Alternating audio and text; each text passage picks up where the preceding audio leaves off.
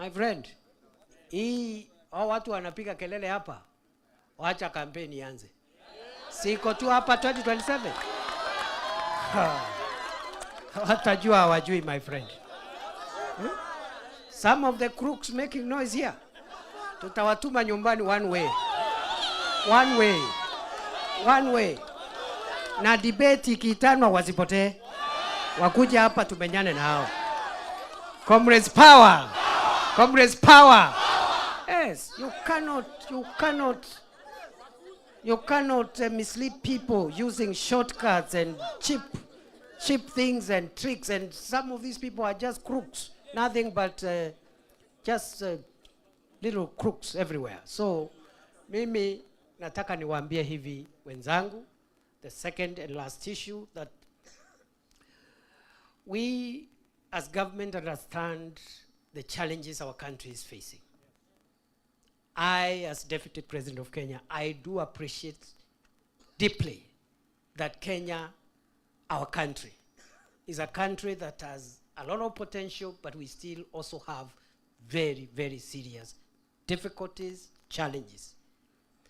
However, because we have a good population, we have a fairly good and educated population, innovative people, and a fairly good economy compared to other economies, especially in the neighboring region, Kenya has a good future.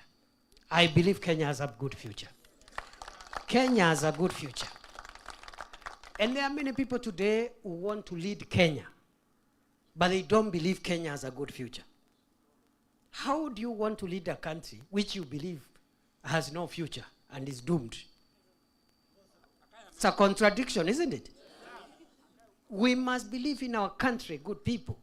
And make no mistake, believing in your country doesn't mean you must support the people in office, in leadership. Those are two different things.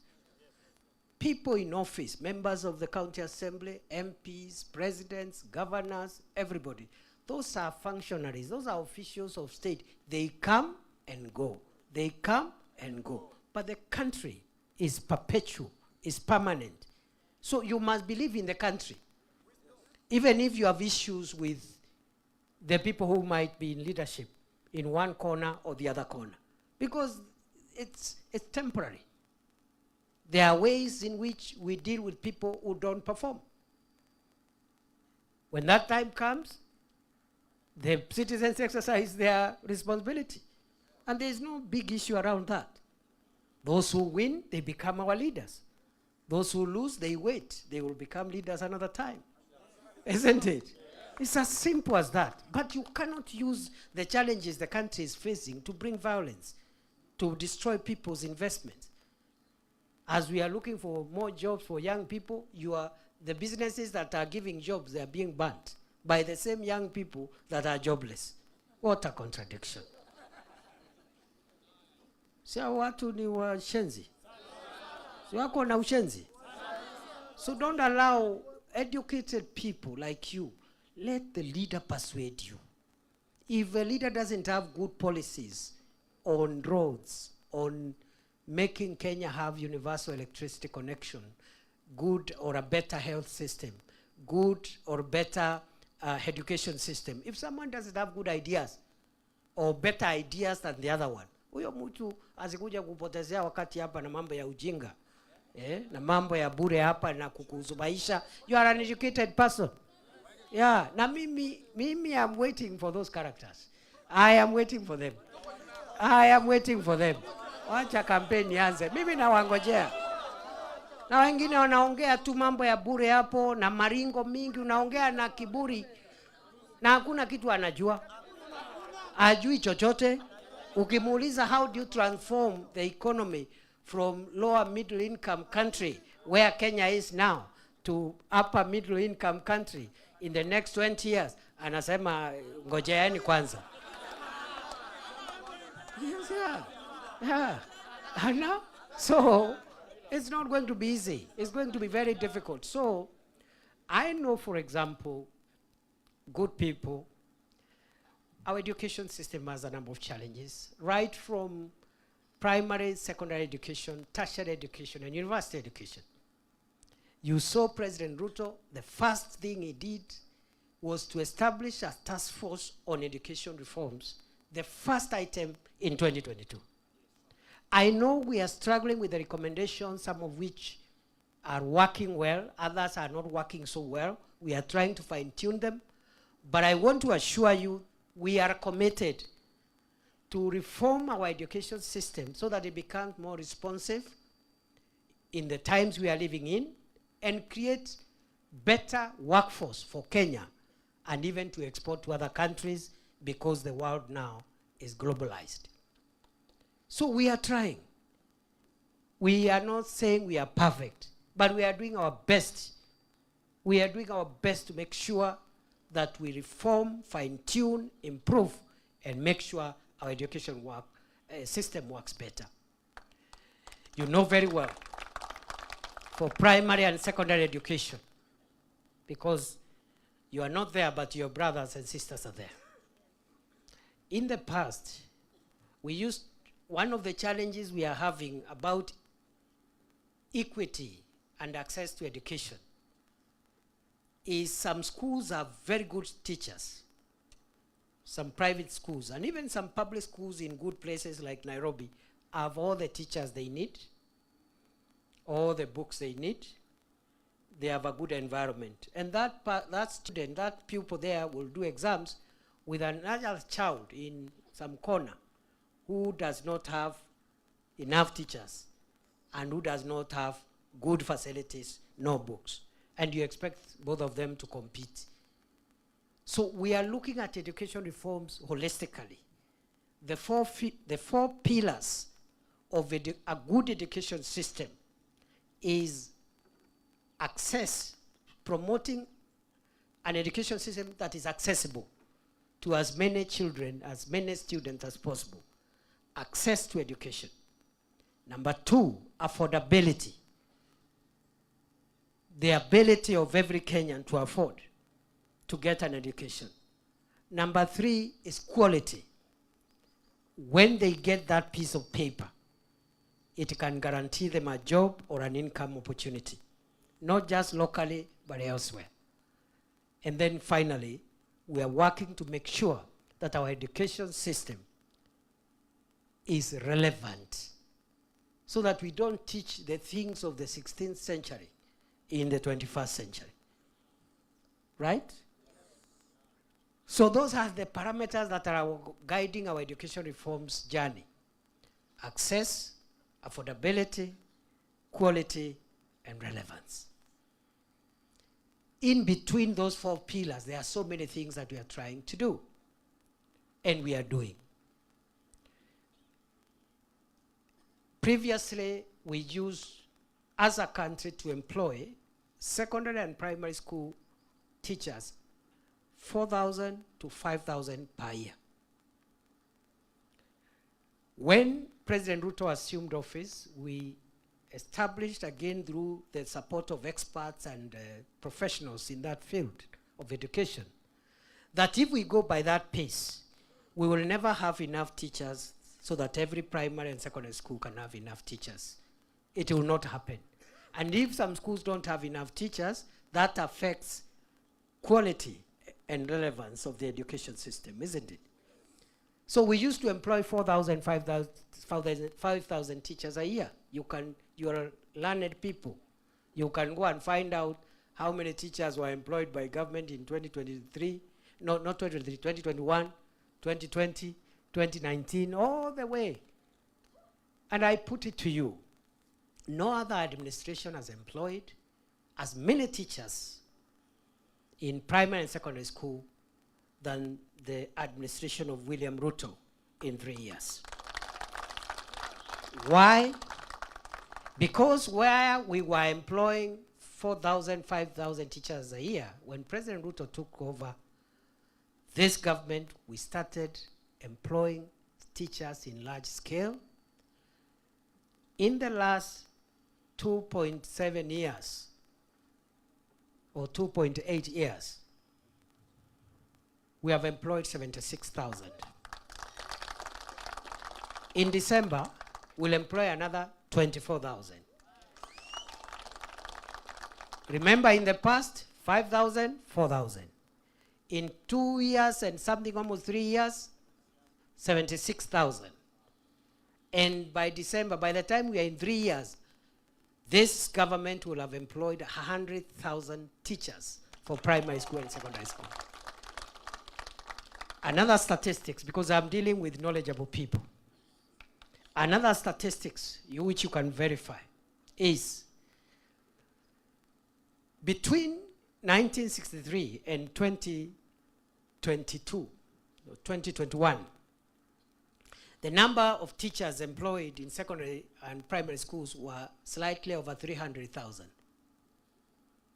I repeat, between 1963 and 2021, the total number of teachers in the whole country was slightly over 300,000 teachers, primary and secondary school. The William Ruto administration in 3 years will have employed 100,000 teachers, 30% of all the teachers employed since independence up to 2021. So when we are talking about 2 terms, those are the figures. And we are not talking about, you can know how many teachers have been employed in the last 2 years, 3 years, isn't it? So when we say 2 terms, we are saying 2 terms, and after 2 terms, no teacher who has qualified will be jobless. Every person with a qualification as a teacher will have a job. Isn't it? So we have so many graduates in education. Today they are jobless, they are idle, they can't feed their families. Some have been at home for 10, 12 years. They are almost entering retirement. They don't have a job. So that is a great challenge which is affecting us, and it's also affecting the quality of our education system. So I am told there are some teachers in our midst here. Yeah? So the things I'm saying, I'm not cooking them. For those of you who are not teachers, they can verify for you. Kuna teachers hapa wa GSS na senior school. So good people, there are many things we are doing there. Maybe we don't shout about them every day. In the last 3 years, we have built, as a government, 23,000 classrooms across Kenya. 7,000 of them through CDF, 23,000 of them through the Ministry of Education. And I want to assure you, we will go out of our way to make sure that every school has good, modern classrooms in Kenya. And that journey we are traveling, we are on course, we will reach there. That's how you modernize a country. You don't modernize a country through tribalism and nonsense. You modernize a country by making sure the education system is of high quality and is relevant, and many children have access to it, and other interventions. I don't have time to speak about everything, but those are some of the interventions in the tertiary education. You know, I'll just speak of 3 things in 2 minutes. In the tertiary level, the technical institutes and polytechnics and so forth, we found that there was a problem in Kenya because in 2022, there are 297,000 students in the technical training institutes, in the tertiary institutions, 297,000. But the university students were about 1 million. In many countries, the number of students in the tertiary middle level colleges are supposed to be more than those in the university. The same way in the university, the undergraduates are more than the master's students, and the master's students are more than the PhDs. That's how you create a good, well-structured educational system. So we found out there are many people who stop school, but they don't go to university, they don't go to technical institutes. In the last 3 years, we have pushed the enrollment in the technical training institutes from 297,000 in August 2022 to today, 700,000 students. Our aim is by next year, by close of 2026, we take that figure to 2 million students. How are we doing it? You know, as I said again, it is not abracadabra. It is not the abracadabra people are shouting there, I don't know, one term, I don't know, Kasongo. But you know that's not a policy. Yeah, if you don't like a president, you wait for the election, campaign against that president. If you persuade Kenyans, you lead us. If you don't persuade them, you wait. Yeah. So how are we making sure we get to 2 million? We have introduced in the TVETs, I think in the last few months, I think we passed it in the cabinet last few months, something or a program known as the dual training policy. You spend some time studying theory, but you cannot graduate until you have some practical attachment in a practical project related to the course you're studying, so that when you come out, you are of better quality, isn't it? You cannot be an electrical engineer who has just been taught, you have a certificate in electrical engineering, but you have just been taught about electrical science in theory. You must go and get attached to Kenya Power or some project for last mile connectivity so that you do some practical thing while you are still in school before you graduate. Then we have introduced something called recognition of prior learning. Because again, that TVET skills, that TVET space mainly is for skills. It's not theoretical knowledge. It's not like other disciplines like law and humanities and so forth. It's practical skills. So we have introduced a program called Recognition of Prior Learning. There are many young people who do not have a formal certificate, but they have the skill. They are carpenters. They can do a table. They can do a chair. Isn't it? There are many of them who are mechanics, but they have never gone to the TVET. They have never gone to Polytechnic. They can repair a car. They can repair a telephone. God has given them some skills, some knowledge. Okay? And so many other areas where you have people, plumbers and other areas. So we have said, if you have some skill, but you don't have a formal certification, we take you to the TVET, but we will not keep you there for 3 years. Like the other person who has come from secondary school. We test in very few weeks. We just bring the quality people who test these skills, NITA, the National Industrial Training Agency, and others. So that in a short period, let's say of 6 weeks, 8 weeks, if it is proved you have the skills worth a certificate, we certify you formally, and you go back and continue doing your business. And that increases your employability. If you want to be employed, you have something. Like now, many Gulf countries are asking for plumbers, electricians. But if you are there, an electrician with prior learning, which is not certified, you can't get that job because you don't have a certificate. So those are there are many, but those are some of the interventions we are making at tertiary level. The funding model to make sure that all students are funded properly.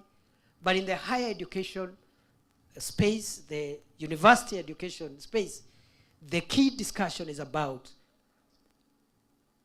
affordability and the funding model.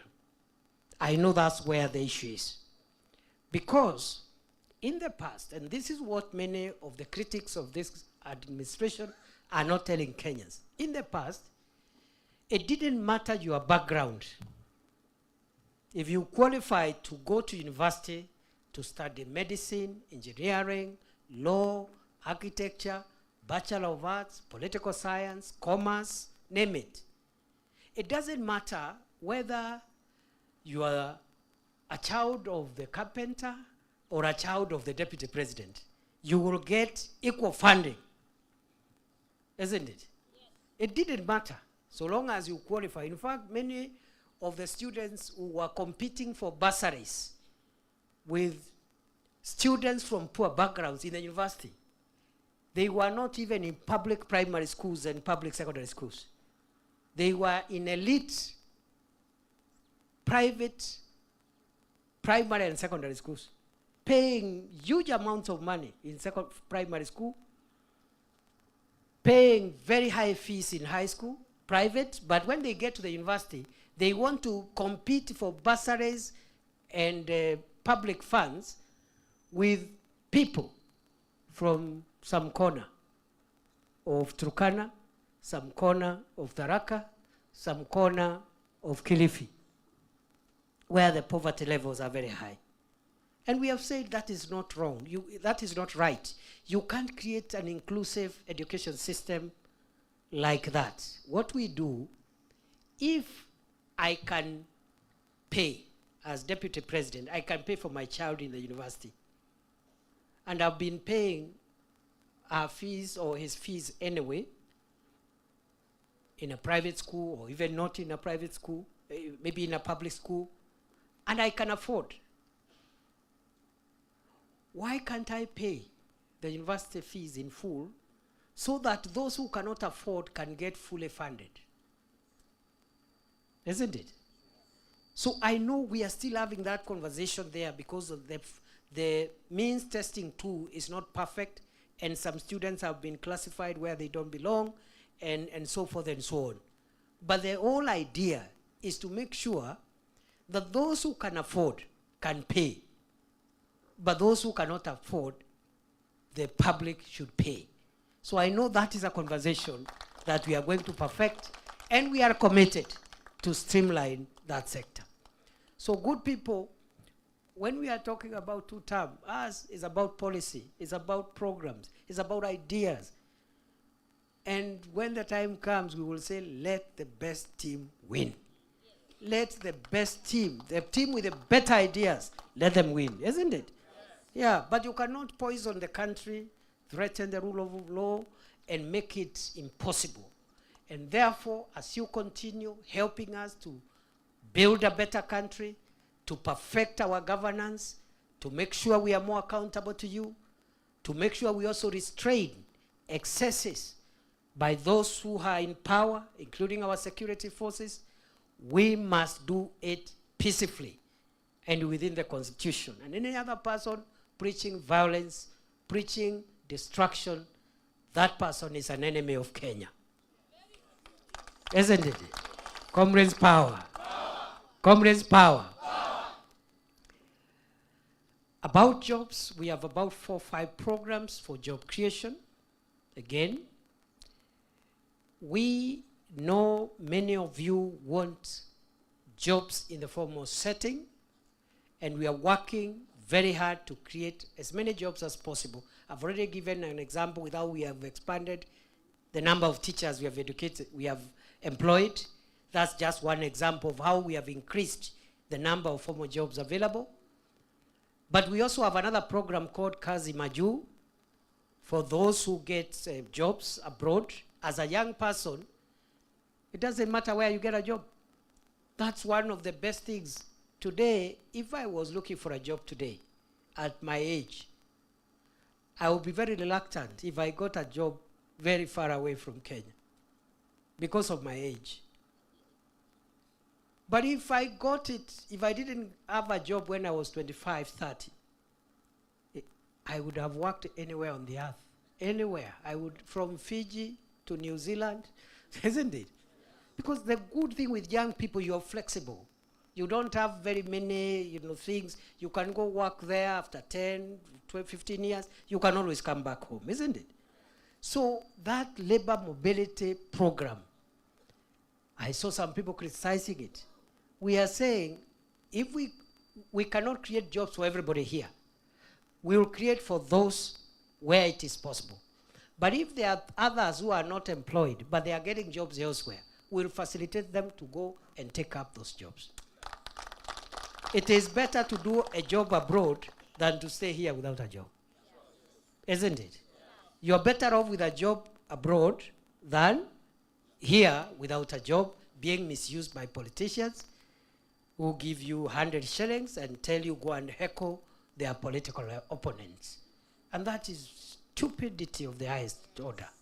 Those politicians who use young people like that, those are the greatest enemy of our country.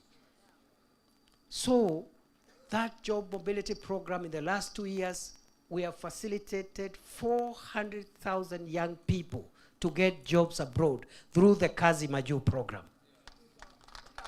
And what the president has said, and you remember when I came to office as Minister for Interior 3 years ago, we started this program of job mobility. And one of the biggest hindrances of young people accessing or taking up the jobs we were looking for them was the passport. And I was told you cannot get a passport. The printing machines have collapsed. There is corruption stinking into high heavens. You have to bribe everybody. There is no printer. I don't know, there is no what. And you saw the work I did at Nyayo House. Every day, I used to go there at 4 a.m. because those queues at Nyayo House used to start at 4 a.m.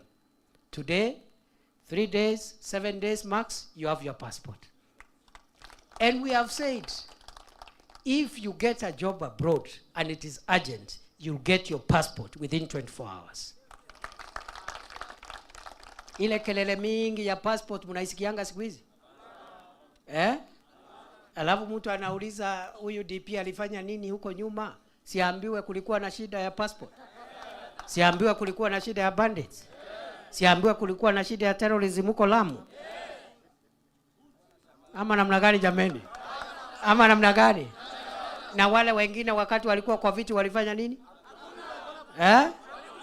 Mimi niko hapa leo nikikwambia what we are doing with the president on various sectors. And I don't have time to talk about health, about roads, about power.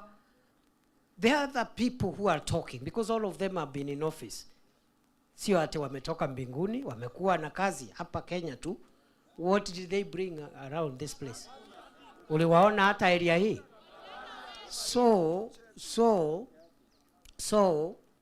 that passport efficiency, that efficiency of the passport system gives me a lot of pride. When I know today no young people will lack a job abroad because of delays in getting a passport. It gives me a lot of pride. Now the president has directed the youth fund to support all young people who get jobs abroad under the Kazi Maju program, but they don't have money to pay for the passport. They don't have money to pay for medical exam, or they don't have money to pay for the air ticket. They should get a soft loan from youth fund. They go take the job. They will pay the youth fund slowly, pole, as they take up the job. But we have other young people who are not as lucky as you are. They don't have a university degree. They don't have a college diploma. But they have hands that God gave them. Isn't it? That's why we have said again from 1st of August, we return the Kazi Mtaani Climate Works Program that is going to employ over 200,000 young people to get a living every day by using their hands to plant trees, to clean cities, to protect the environment. Then they get their 500 shillings, and at the end of the week, they get their 4,000 or 3,500. They take care of their families. Some people are making mockery. They don't know 3,500 per week to a young person who has no job is a lot of money. It's a lot of money.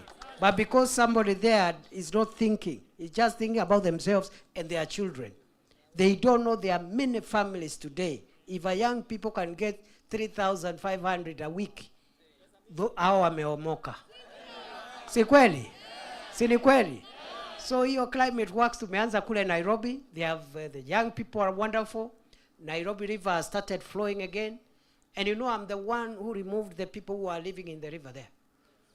Again, there are people who are being incited to go and build shanties and funny places and live at the riverside. And I remember during the floods of 2023, we lost so many people, including families. When Nairobi River was swollen and people had built manyumba ya makaratasi on the riverside, they were carried away by the floods. Whole families, man, wife, and children. And I remember that time I was Minister of Interior. I went there and said 24 hours. Anybody 30 meters to the river must leave. Watu wengine hapa washenzi wakaanza kusema ho sijui anafukuza watu wetu kwa mto. Kwani kuna kabila inaishi kwa mto? Is there a tribe that lives at the river? No. See, those are Kenyans. Those are Kenyans. There is no tribe that lives at the river. Those are Kenyans, and they are just poor. So what we did, we gave them a small grant for 3 months because those structures were not even their own. They were renting them from some slum landlords. So we gave them 3 months relocation grant, cleared those structures, and then we said all those who were affected by that policy move, the affordable and social housing we are building in Mukuru, in Kibera, they be given the first priority so that they can have a decent home. So in the process of bold and courageous policy, we have been able to reduce the slums in Nairobi. Someone who was living on the riverside in a carton house has now access to a small studio in Mukuru, in Kibera, with electricity, with cooking gas, with internet. Ni 2 term, si 2 term. Ni 2 term, si 2 term. But if we had listened to these naysayers, we would not have done that measure. Simulituona kwa muto pale. Paka zikaita rais hapo, nikamwambia watu rais watoke. 24 hours watoke kwa muto. Wasipotoka tutawatoa. But they were very cooperative walitoka. And today I'm a very proud person, a very proud Kenya, when I see some of those families now have started benefiting from the social housing programs so that we reduce slums and transform our country as we move towards modernity. Some of these, our competitors here, who talk about Malaysia, Singapore, I don't know how we were together in 1963 and now they are far. They don't know this policy measures that Singapore, Malaysia, South Korea took in 1963. They are the ones we are taking today. So our problem, we were late. We were late. We are doing it 60 years. What Singapore and Malaysia did in 1963, we are doing it in 2023, 60 years later. But as they say, better late than never. Isn't it? Yes. They don't even know, our competitors don't know, the reason Singapore, one of the reasons Singapore is ranked #1 in the Human Development Index of the World Bank. They don't know the reason. One factor that pushes Singapore to the top of the world in terms of human development is because 99% of the citizens of Singapore live in quality houses. Because a house is an asset. So if you have many citizens with good dwellings, you know, even if they are not the big ones, you know, they have small houses but decent, the asset, that asset is value to the country, isn't it? And every person, so tunatoa slums, you have more people with decent housing, both in urban areas, in rural areas. That is what will push Kenya. And the Human Development Index, Kenya will move upwards. Wait and see. 5-10 years from today, Kenya is going to shoot because of the affordable housing program we are doing here, and some people cannot associate it with the growth and the prosperity of our country. So, noma si noma. Fire si fire. So, so, I don't have time to talk about social health, what we are doing around social health. I am so proud. We had a discriminatory NHIF scheme. NHIF, you could not be a member, you could not have a health cover, health insurance, if you are not employed, or if you don't have a business that gives you monthly income. They could not allow.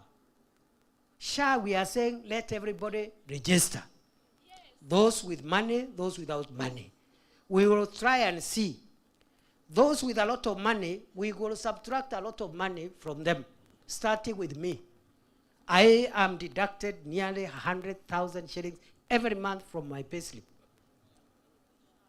Yet I have another insurance from the state. And I proudly contribute that amount. Comrades, power. I proudly contribute that amount. Do you know why? Because this money I'm being deducted is painful. 100,000, okay? It's painful.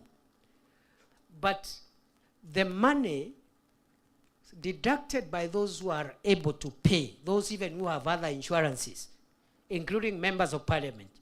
Members of parliament are being deducted 27,000 per MP from their pay slip. But they even have another insurance provided by parliament. So they don't even use SHA. The money collected from me, who has a little more disposable income than a mamamboga, than a mkokoteni person, is the money that will be used to fund those who cannot pay. That's how you modernize the country. That's how, when you have many more people accessing health care, they have some form of insurance. That is how you create a more inclusive, more prosperous country.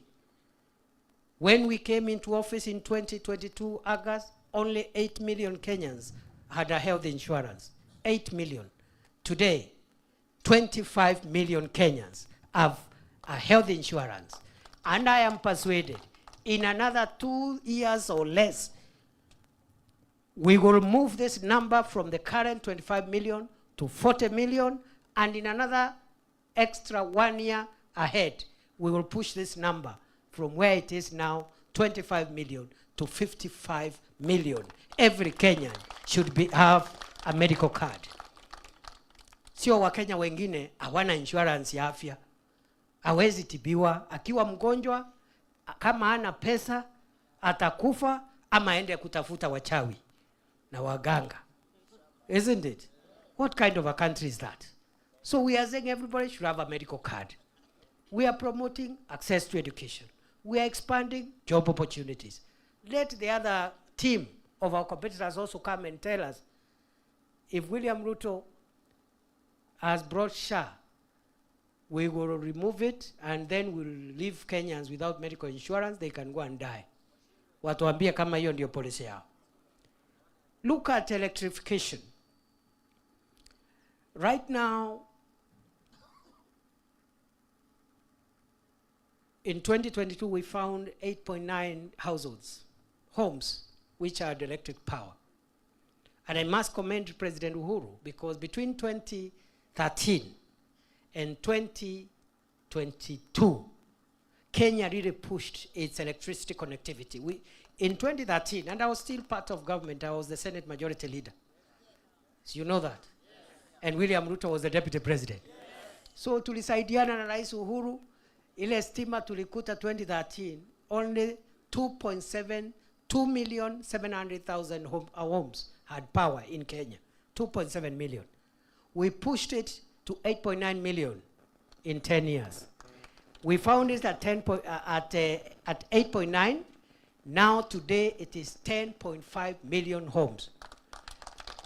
The number of homes in Kenya is 15 million, 0.5. So we are left with 4 million households to achieve universal electricity connectivity for all homes in Kenya. And therefore, it is possible in the next 3 years or so, every home in Kenya, even if it's a mud house or a grass house or whatever, must have power. Then we talk about the house after that. That's how you create a modern country. If you have every home with power, every citizen with a medical insurance fund, a good education system, and so forth, that's how you create a modern country. So, wacha niachie hapo. Unajua mimi zamani nilikuwa professor, so nilikuwa nimezoea hii maneno ya namna hii. But I'm very happy to reconnect with you guys. I have really enjoyed myself, and I want to request you allow, because today I just wanted to have this contact, we will have a more structured meeting which is more engaging, like a town hall. We can get a town hall setting because you are intellectuals. You also have good ideas. You have a lot of suggestions. Every brain here has something they can say about what we can do to give Kenya a new lease of life, isn't it? So we will have another town hall kind of setting with a little more time. But I just wanted to assure you that this government, where I serve as deputy president, is not an enemy of young people. We believe that the youth are the future of the nation and the future of the community. We believe the best we can do is to expand our job opportunities, income generating opportunities. And we have all manner of things. I never even had time to talk about the digital jobs we are creating through ICT hubs, and also the affordable housing itself has created 300,000 jobs, because in every housing project, forget about the house now, there are jobs. There is a plumber, there is a mason, there is an electrician, there is an engineer, a structural engineer, there is a quantity surveyor, there is an architect, there hata kuna watu ya mkono. Isn't it? Na wamama wanauza uji hapo na nini. Si sasa umeona hata hapa nimeona pale Mwanjate tumeanza affordable housing pale ya TTI ya Chuka. Si tumeanza ingine pale Chuka Town. Si hapa Karungaro tumeanza ingine. Yeah. Na wale vijana wengi watakuwa wanafanya kazi ni vijana wa hii area. Hata stima, actually, we are trying to also make sure that all the constituencies move at the same speed, because some constituencies are ahead of others. That's why you saw we adjusted a little bit money for electricity, because some constituencies in Kenya are as high as 98% connectivity, like Gatundu and others. Others are in the middle. I think in Chuka here in Mara, they're in their 60-something. I think Tharaka is the one with the least at 36%. So we have, initially we had released around 200 million, but we have increased that money now. Tharaka constituency alone will get 1 billion for electricity.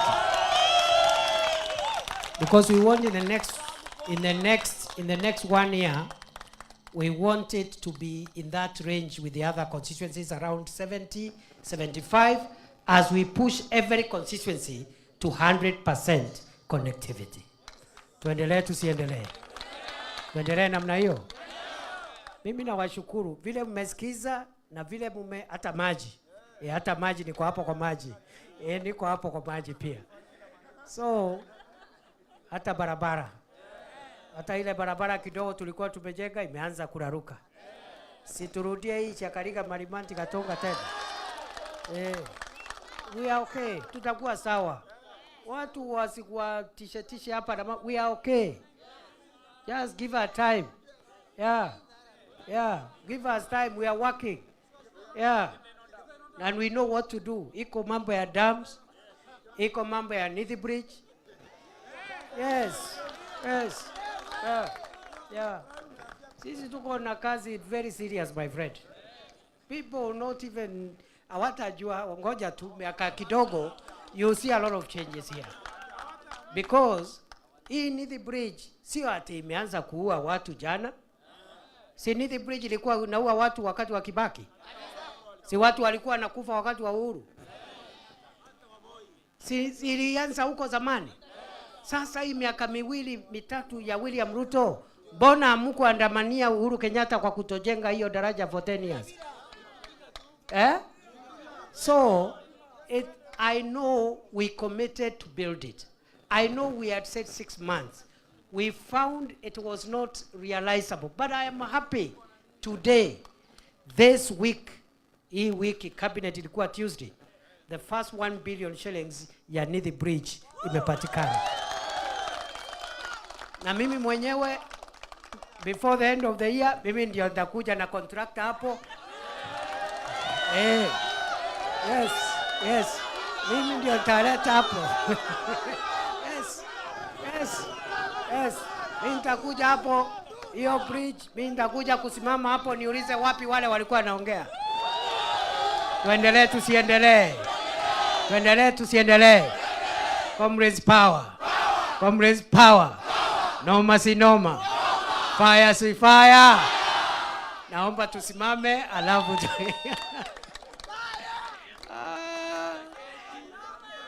amjaketi? Mlikuwa mmesimama hiyo miaka yote? Hiyo masaa yote? Nyinyi ni noma si noma. Nyinyi ni fire si fire. Muko serious hivi? Ni kina nani walikuwa wanasema ati serikali haina umaarufu hapa?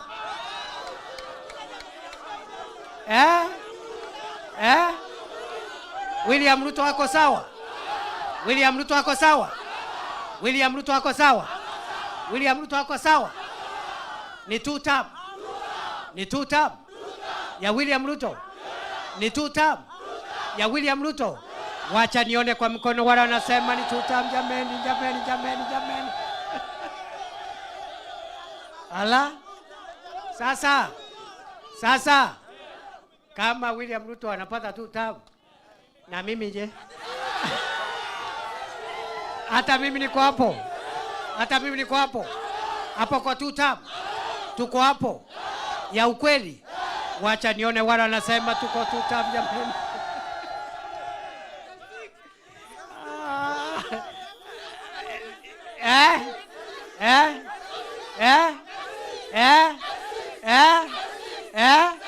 Hebu nione wala anasema.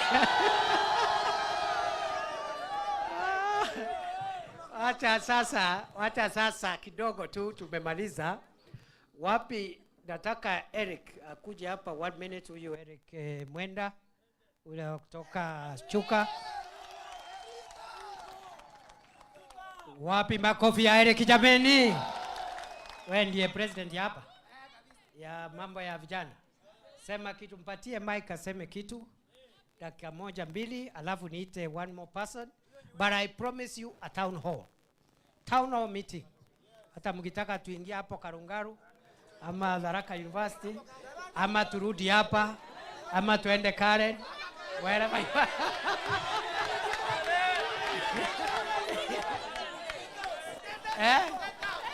Namna hiyo. Karen. Unataka Karen? Hii ni watu ya Karen. Unataka town hall ya Karen? Wacha nione wala anasema Karen.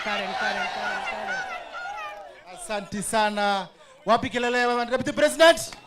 Wapi kelele the 6th President? Communist ria. Orembo hai. Orembo mwa. Vijana ria. Vijana tibi. Thank you Excellency. Kwa majina ni Youth President Tharaka Nithi County. Nawakilisha pia vijana wa Tharaka Nithi County pale Ministry of Youth Affairs. Vijana ria. Vijana tibi. Orembo mwa. Asante Your Excellency kwa kutualika mahali hapa. Na sisi tuko nyuma yako na tunasema tu ya pili. Nisema Your Excellency, mnaona hii kofia inaitwa nyota. Mimi ni Ambassador wa Tharaka Nithi County na tulipokuwa pale Western Hotel Tharaka Nithi County, you are like number 6 out of the 47 counties. Hiyo ni noma ama si noma? Sisi ni fire ama si fire? Mtoto wa Simba ni nani? Mtoto wa Simba ni nani? Simba. Siu ni Simba. Mtoto wake ni nani? Si mimi. Mtoto wa Simba ni Simba. Ya mwisho. Ya mwisho Your Excellency, tuko na charity day pale Kadwana Prisons on 16th of August. Na chief guest ni nani? Simba ama si Simba? Simba ama si Simba? Nikimalizia. Muko na nini? Charity day. Charity day. Ya youth charity day Tharaka Nithi County. So mumeamua lazima nikuje hapa. Chief guest. Simba ni Simba. Chief guest akuwe Simba ama si Simba? Umeamua mimi ndiye chief guest? Ama ni maneno ya huyu mtu? Ni mimi. Tarehe 16. Wacha nione wala anasema nikuje. Nikimaliza Your Excellency, ningeomba tuzindi kusupport serikali ya naibu wa rais. Na Your Excellency, kama chairman wa Youth County, mimi nasema ni 2 term na nasema si Kindiki the Vijana ria. Ria. Vijana tibim. Tibim. Kindiki ni simba masi simba. Simba. Vijana Kindiki ni simba masi simba. Simba. Mtoto wa simba ni Simba. Thank you very much. Huyu Eric amenikumbusha jambo jameni. Mnajua sio vijana wote ambao hata wamesoma wanataka kazi ya kuajiriwa. Kuna wengine wanasema tukipata nguvu ya biashara, sisi tunataka kuenda kwa biashara tuajiri wenzetu. Ndio serikali imekuja na program ambayo inaitwa Nyota. Nyota umeona kofia. Na huyu Eric ndio anasimamia sisi vijana wa hapa kule katika national, ili kuhakikisha katika kila ward tutatafuta biashara ndogo ndogo, sio biashara kubwa, small and micro businesses ambao ni biashara zinaendeshwa na vijana. Hiyo ndio program inaitwa Nyota, National Youth Opportunities Towards Advancement. That program, 70 businesses in every ward will be identified for capacity building, for training, and they will receive a grant, not a loan, a grant. Each business, 70 businesses in every ward. Each business will get a grant of 50,000 shillings to expand their business. Sio ndio empowerment? Kuna empowerment ingine jameni? So hii program tunaanza next month. The launch is next month. This August actually. National launch. So that in every ward, bora iwe ni biashara ndogo ndogo, sio biashara kubwa. Ya pili, mwenye hiyo biashara ni youth, ni kijana under 35. Ya tatu, huyo kijana asaidiwe na training kwanza kabla ya kupewa pesa, aende training a few weeks, afundishwe kuweka mahesabu ya biashara na kuweka rekodi na mambo mengine, alafu akimaliza apewe grant ambaye hata lipa 50,000 per business ili biashara zetu. Noma si noma. Fire si fire. Wacha nione wale wako Nairobi wajue leo. Asante sana. Mwisho kabisa, asante Eric. Wacha nimuite Mwaki. Mwaki yako wapi? Sema kitu dakika moja, ama alienda wapi? Ama hajafika? Haya, sema kitu. Comrades power! Comrades power! Comrades tutam! Comrades tutam! Mheshimiwa, our Deputy President, in our world as comrades, we usually give wisdoms. I want to give you one of our wisdoms today. That our Deputy President, no matter how handsome you are, no matter how handsome I am, I can never ever seduce my mother. Comrades wisdom! Comrades wisdom! You are our Deputy President. I want to declare here at Iruduni, yes. No matter how tribal they are, no matter how insightful they are, yes. They cannot seduce the Rakanithi youths. The Rakanithi youths are fully beyond Professor Kithure Kindiki and President William Ruto. Comrades power! Power! Comrades power! Power! Na sisi tunasema hivi. Two term, si ndio? Na pia sasa naibu rais, yes. Ikitoka two term pale 2032, yes. Kumi fra! Kithure Kindiki kumi fra! Tutasonga hivyo. Thank you. Asante sana. Thank you very much. Ameongea vizuri. Ni fire si fire. Noma si noma. Si huyu kijana ako sawa sawa? Acha nione salamu. So, nilikuwa naomba kwa heshima kwa sababu Karen tutakuja. I'll give you a date. Don't worry. Niende na huyu. Nipange huyu. Nipange na huyu. Niende na huyu. Sai. Hebu nione wala anasema.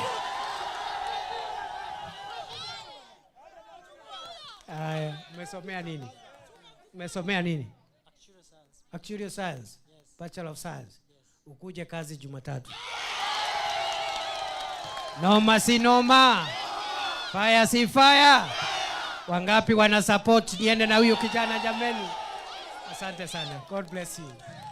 Mande yako kazini. Huyu Mande yako kazini. Sasa ile date mnaniomba ati niwaite kule Karen. Huyu ndio atapanga na mimi. Asante sana. God bless you. Bas so nataka kuuliza kwa heshima because of time. Tungetaka msiwe na haraka, lakini tungetaka pia kuna ka process kadogo kamebaki ka utaratibu wa kuondoka, na tutaki